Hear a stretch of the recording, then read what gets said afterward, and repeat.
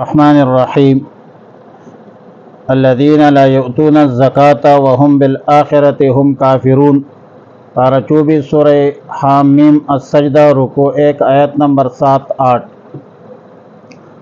آیت نمبر 6 کے آخر میں فرمایا کہ ویل للمشرکین، تباہی ہے، بربادی ہے، خرابی ہے مشرکین کے لیے۔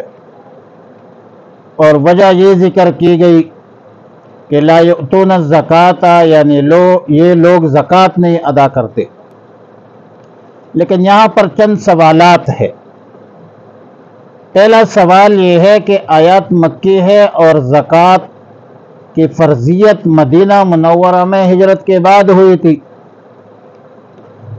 تو ایک عمل فرض ہونے سے پہلے کیسے موجب عذاب بن سکتی ہے، اور عدم ادائیگی کا الزام کیسے درست ہوگی؟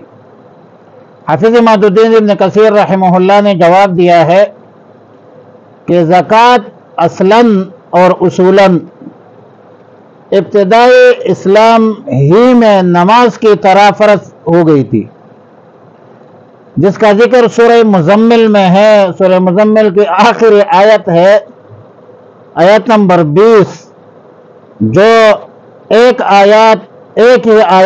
ہی رکوع پر مشتمل ہے۔ وَأَقِيمُوا الصَّلَاةَ وَآتُوا الزَّكَاةَ وَأَقْرِضُوا اللَّهَ قَرْضًا حَسَنًا وَمَا تُقَدِّمُوا لِأَنفُسِكُم مِّن خَيْرٍ تَجِدُوهُ عِندَ اللَّهِ۔ البتہ زکوٰۃ کے نصابوں کی تفصیلات اور وصولی کا انتظام مدینہ منورہ میں طے ہوا تھا، لہذا یہ کہنا درست نہیں، بلکہ کہ زکوٰۃ جو تھی وہ مدینہ منورہ میں فرض ہوئی تھی، اور مکہ مکرمہ میں مکی زندگی میں زکوٰۃ فرض نہیں تھی۔ زکوٰۃ فرض ہوئی تھی مکہ مکرمہ میں اصولاً، اور تفصیلات جو ہے اس کی مدینہ منورہ میں سامنے آ گئی۔ دوسرا سوال یہ ہے کہ کفار بہت سے فقہا کے نزدیک مخاطب بالفروع نہیں ہوتے، کیونکہ مکلف نہیں ہے، اور ظاہر ہے کہ مکلف وہ ہے جو مسلمان ہو، عاقل ہو، بالغ ہو، تو تب نماز، روزہ، حج، زکوٰۃ فرض ہوتی ہے بشرط استطاعت۔ لہذا قبل از ایمان عبادات بدنیہ، مالیہ ان پر عائد نہیں ہوتے جب مکلف نہیں ہے، لہذا ترک زکوٰۃ پر عتاب کیسے ہے؟ اس کا جواب یہ ہے کہ بہت سے فقہاء کرام کے نزدیک تو کفار مخاطب بالفروع ہے، لہذا اس اعتبار سے تو یہ اشکال پیدا نہیں ہو سکتا، پھر یہ اشکال نہیں ہے۔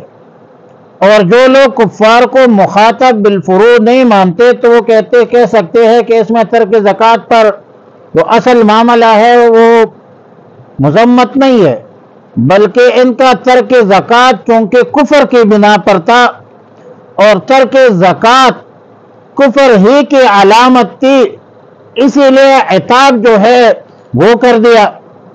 اور عتاب کا حاصل یہ ہے کہ تم مومن ہوتے ہوئے زکوٰۃ کیوں نہیں دیتے، زکوٰۃ کی پابندی کیوں نہیں کرتے؟ تو یہی معاملہ ہے کذا فی بیان القرآن۔ تیسرا سوال یہ ہے کہ احکام اسلام میں سب سے مقدم تو نماز ہے، ایمان کے بعد، الذین یؤمنون بالغیب ویقیمون الصلاۃ، جبکہ یہاں پر تو نماز کا ذکر نہیں ہے۔ زکوٰۃ کو خصوصیت سے ذکر کرنے میں کیا حکمت ہے؟ تو اس کا جواب امام قرطبی اور دیگر مفسرین نے دیا ہے کہ جو قریش عرب تھے وہ مالدار تھے، غریبوں کے مدد کرنا ان قریش کا وصف خاص تھا، مگر جو لوگ مسلمان ہو جاتے تو یہ قریش ان اہل ایمان کو خاندانی اور معاشرتی امداد سے محروم کر لیتے تھے۔ تو قریش کے اس عمل کی مذمت کرنا مقصود ہے، اور اس وجہ سے زکوٰۃ کو خصوصیت کے ساتھ ذکر فرمایا، اور پھر آیات کے آخر میں فرمایا وَهُمْ بِالْآخِرَةِ هُمْ کافرون، زکوٰۃ نہ دینے کے ساتھ ساتھ یہ باس بعد الموت اور آخرت کا بھی منکر ہے۔ آیت نمبر 8 میں فرمایا کہ ان الذین آمنوا وعملوا الصالحات، جس نے ایمان لایا ہے اور نیک اعمال اختیار کیے ہے تو ان کے لیے اجر غیر ممنون ہے، اے مقطوع۔ لفظ ممنون کا ترجمہ مقطوع ہے، مطلب یہ ہے کہ ایمان اور اعمال صالحہ کے پابند لوگوں کو آخرت میں اجر دیا جائے گا، اور وہ اجر دائمی ہوگا، غیر منقطع ہوگی۔ بعض مفسرین کا قول ہے کہ اہل ایمان مومن جس اعمال صالحہ کا عادی ہوتا ہے، تو اگر کسی بیماری کی وجہ سے، سفر کی وجہ سے یا کسی اور عذر سے عمل ترک کرے تو اس عمل کا اجر منقطع نہیں کیا جائے گا۔ ایک بندہ صبح روزانہ تلاوت کرتا ہے، سورہ یاسین پڑھتا ہے، ہفتے سلاطین کا ختم کرتا ہے، نماز باجماعت کی پابندی کرتا ہے، وہ غریب بیمار ہو گیا تو اس کو اس کا اجر جو ہے بیماری کی حالت میں وہ دیا جائے گا۔ اللہ تعالیٰ فرشتوں کو حکم دیتا ہے کہ میرا بندہ جو صحت میں، حضر میں جس اعمال کی پابندی کرتا رہا تو مرض اور سفر میں بھی اس کے اجر اور ثواب جو ہے وہ جاری رکھا جائے۔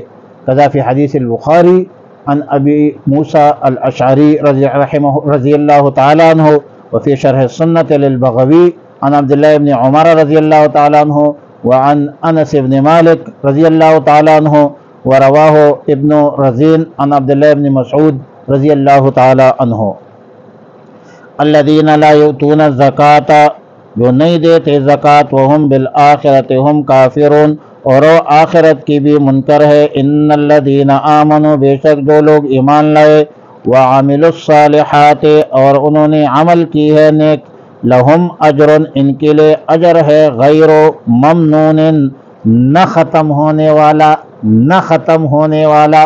وصلی اللہ تعالی علی خیر خلقہ محمد وآلہ وصحبہ اجمعین۔